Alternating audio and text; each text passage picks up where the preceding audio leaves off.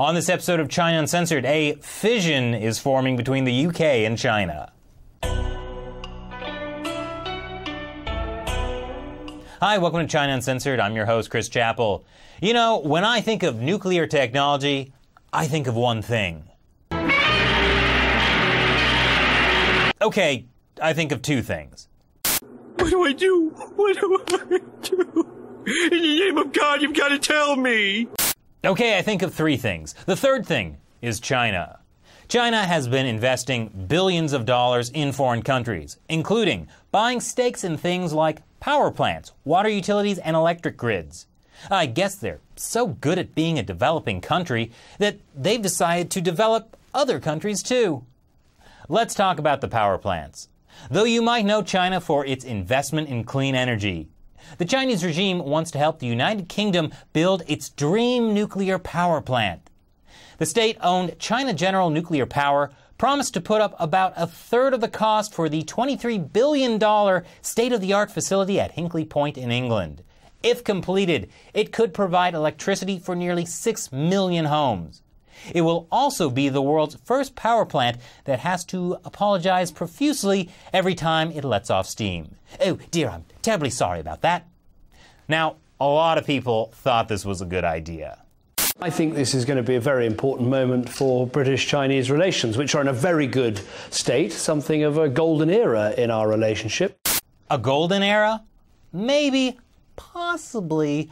The guy who just caused the biggest geopolitical divorce in modern history might not be the best judge of relationships.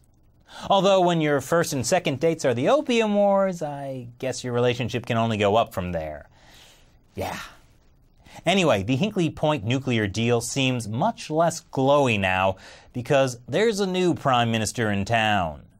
Just as investors gathered to finalize the agreement, the new British Prime Minister Theresa May said she needed some time to think about it first. Uh-oh. Guys, here's some China Uncensored relationship advice. When you ask your strategic partner for a commitment, whether you do it with a diamond ring or, say, a stake in a $23 billion nuclear power plant, and she says she has to think about it first, that's not the best sign. You see, last year, while Britain's then Prime Minister David Cameron and China's leader Xi Jinping were having a stag night at the local Pig and Whistle, current Prime Minister Theresa May's advisor wrote this editorial. He wrote that British intelligence felt the intelligence services of China continue to work against UK interests at home and abroad. And he warned that if a Chinese state-run corporation had access to the computers at the Hindley Point reactor, China could shut down Britain's energy production at will. Which is kind of like giving someone the keys to your house and your car after the third date. Only there's just a risk of an emotional meltdown. Maybe that's why Prime Minister May has a so-called general prejudice against Chinese investment. You know who else might have a general prejudice? The United States. Because just after Prime Minister May delayed the nuclear deal, this story broke. Apparently, the same Chinese state-owned company that wants to invest in Hindley Point is facing charges of nuclear espionage from the U.S. Department of Justice. China General Nuclear Power is being accused of stealing nuclear technology research from the U.S. to help speed up its production of Chinese reactors for almost 20 years. That's also not the best sign.